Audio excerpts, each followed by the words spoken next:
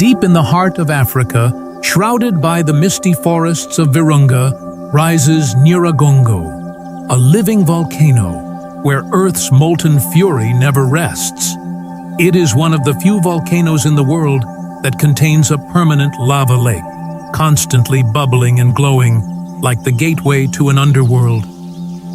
Its crater, nearly 2 kilometers wide, holds molten lava that burns at over 1,200 degrees Celsius, illuminating the night sky with a fiery red glow visible for miles.